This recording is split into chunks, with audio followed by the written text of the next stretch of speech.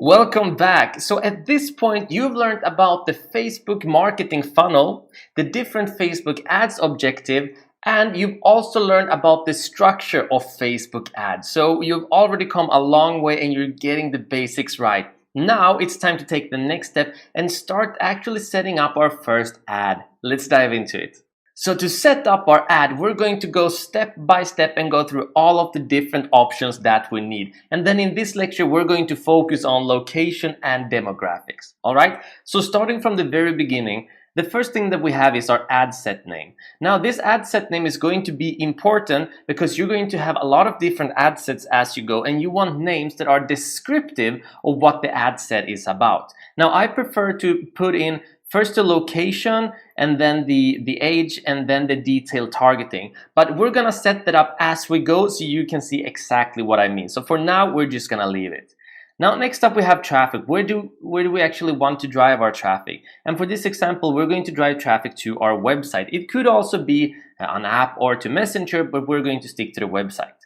Then we have something known as dynamic creative. Now, what dynamic creative is that when you move on to the ad design level here, you get a lot of different options to design a lot of different ads. Now, the problem with doing a dynamic creative is that Facebook are going to be using the different alternative as they see and as they please. The problem with that is that we don't get the data of which alternative that works the best. So while this gives more options and allows Facebook to optimize which ad designs or ad creatives here to use, we are not going to use it because it gives away our control, and we want to collect as much data as possible. This is going to make much more sense as we progress and move on to the upcoming sections.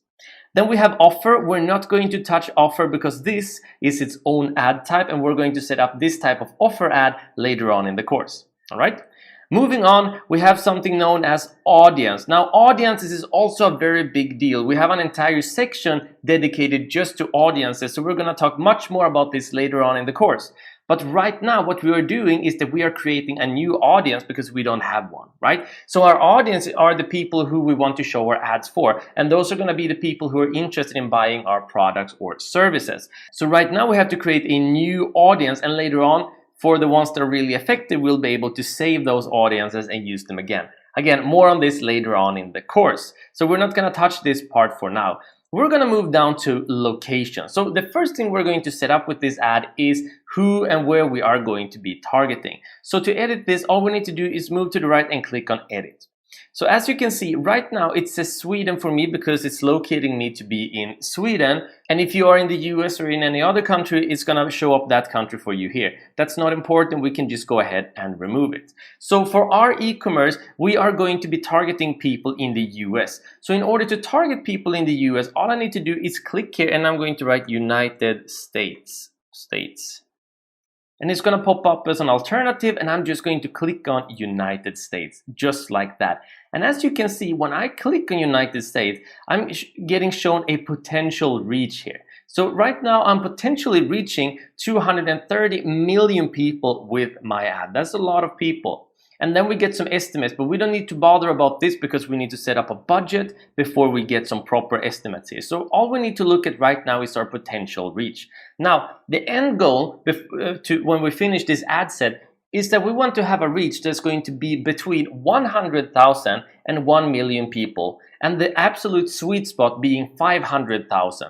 So the closer you can be to 500,000, the more successful you're going to be with your ad. It is the sweet spot between optimizing the pixel, which we're going to talk about more later on in the course, and having enough people so that Facebook can go through different types of personalities, demographics, interests, behaviors, and see which type of people actually are interested in what you have to offer, and then Facebook can optimize from there. So the potential reach of about 500,000 is a great one to look for.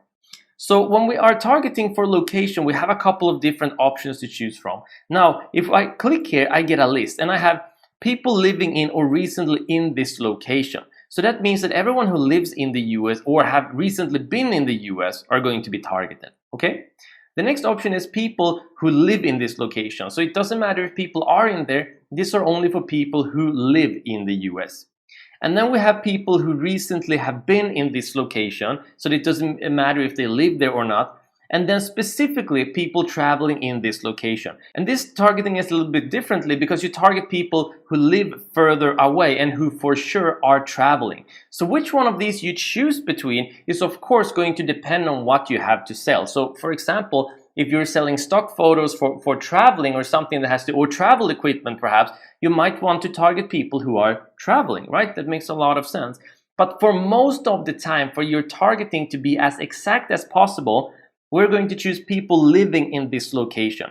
And the reason for that is simple, because if we want to target the United States, we want to target the people who actually live there. Now, if we were to target people living in or recently in this location, we would be targeting a bunch of tourists as well. And if our goal is to target Americans, well, then we're going to be wasting money. And similarly, if we're only targeting people recently in this location, we're going to be missing out on people who actually live in the US, who we really want to show the ads for, right?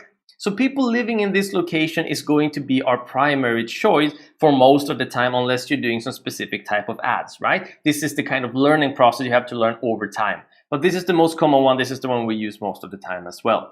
So we're going to choose United States. Now, as you can see here, there's also an option to include. So what we have done right now is that we have included the United States, and we can see that on the map right here, okay? So this is the United States. I can zoom in here as well. Now up here we have Alaska. So let's say, for example, that I don't want to include Alaska. I want to minimize this potential reach. So what I could do is click here on include, choose exclude, and then I'm just going to write Alaska.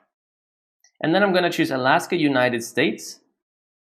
And then you can see this has been excluded. Now there aren't enough people here, so the reach is still pretty huge, right? But now we excluded people in Alaska because maybe they're, it's so cold and miserable, so they're not going to want to buy from our e-commerce store anyway.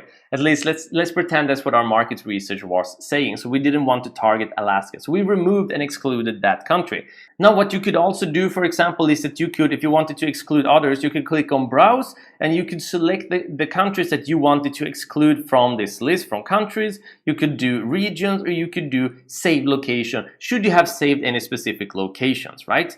And another way that you can target, and this is the way that I think is best to target if you, for example, are targeting islands, is especially tinier islands, is that you can use this map. So let's say that we move in here and we click on zoom in, and we zoom in the United States, and we move into, let's say, Kansas City like this. And let's say that we wanted to remove the entire, pretty much Kansas City right here. So what we can do is use drop a pin. So we're gonna click on that one and click right here. So now I'm gonna choose an area that I want to include just where I click. So if I go up here, you can see that we have the location that we are excluding. So I'm gonna click here and I'm going to increase this reach, let's say to 30 miles. There we go. So now I'm excluding most of the Kansas area right here. So that's another way to use location and to be excluding. All right. And if I wanted to include more, all I would do is change to include, and then I would add in the location in there. Now what you can also do is you can go down to add locations in bulk, and let's say I wanted to do that, and I could select between countries, regions or states, designated market areas, cities, postal codes, addresses, etc. So if you have any CSV file or any list with countries or addresses or whatever from your own market research, you could just add that in here. So let's say that I wanted to add in a bunch of more countries. So let's say that I wanted to add in France, I wanted to add in Sweden, maybe Norway, Belgium. I wanted to add in Denmark. So I would do that and then click on match locations right here. And now it's showing me all the different matches, and I can choose if I want to include or exclude. So for example, maybe I don't want to include the French Southern Territories. I would just remove that one. I would remove this one, or if I'm happy with them, I'm just gonna be happy about them and click on add 7 locations, and they will all be added again. Now, once again, what I can also do is click on save this list to use it again. And if I click on save this list to use it again, that is where we can go down to the browse here and click on save location. Then that list is going to appear right here. So if you have any specific targeting that you know that these different countries or these specific regions or these different postcodes we want to use for most of our ads, or this is where our audience primarily is, you can save that down and then just keep using that location targeting. All right, so that is for targeting a location. So I'm just going to stick with what I've done so far. And now also notice that our primary target is the United States, right? So the first thing I'm going to do as I'm moving along in the ad set is that I'm going to remove SE here because that stands for Sweden. And I'm going to write US because I'm targeting the US primarily. So this is a way to understand where I'm targeting with this ad set specifically. All right.